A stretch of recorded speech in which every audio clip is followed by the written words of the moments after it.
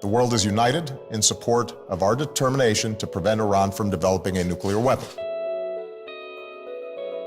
Achieving a nuclear agreement with Iran is a top priority for U.S. foreign policy, but a comprehensive agreement remains elusive. In the wake of yet another extension to the deadline for negotiations, many people are wondering if a deal is even possible. Our question was, what if we managed to conclude a deal with Iran? What would that mean for Iran, for the region, for U.S. policy? In other words, what happens in the days after a deal? RAND initiated a series of papers and convened a conference of prominent experts to explore the consequences of a nuclear agreement with Iran. How would such an accord change Iran's policies in the region and toward the United States? President Hassan Rouhani is eager to improve the economy and make Iran less isolated. He's even indicated a desire to work with the U.S. in Iraq and elsewhere. But Rouhani must work within the framework of Iran's revolutionary principles, which are the prerogative of Supreme Leader Ayatollah Ali Khamenei. Khamenei believes that it is Washington's animosity towards Iran that fuels the U.S.-Iran rivalry, and has made clear that Iran will continue its opposition towards Israel, regardless of any nuclear agreement. This gives Rouhani limited room to maneuver, even after a deal.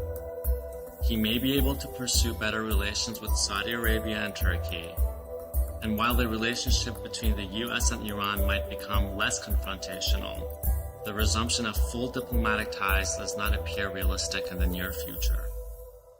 How would Iran's neighbors respond to a deal?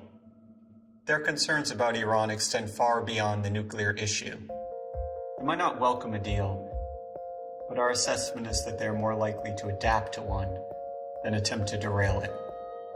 Israel would expect Iran to violate the terms of any agreement and do their best to expose potential Iranian cheating.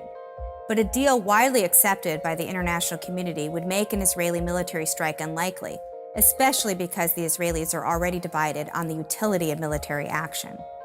A deal further empowering Iran and disrupting the regional balance of power would be of great concern to Saudi Arabia. It could lead the Saudis to increase competition with Iran in Lebanon, Syria, Iraq, and the Arab Gulf. But a deal would probably reduce the risk of the Saudis feeling the need to develop their own nuclear program.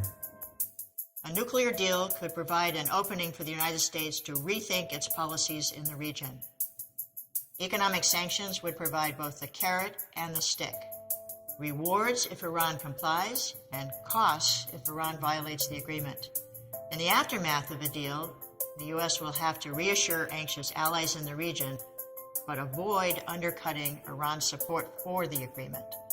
Given uncertainties about Iran's policies and congressional skepticism, caution and hedging may seem attractive, but the opportunity of reversing Iran's march towards nuclear weapons is too important and the stakes are too high. The U.S. policies of broader engagement with Iran deserve much more serious consideration than have been apparent to date. Our research on the days after a deal anticipates a region where Iran's nuclear threat is diminished, but its regional ambitions and other foreign policies of concern to the United States and its partners are not going to disappear. But a deal would reduce a serious point of tension in Iranian-U.S. relations and open the door to potential cooperation on other regional hotspots. It's time to begin thinking about new opportunities for U.S. regional policy following a potential nuclear deal with Iran.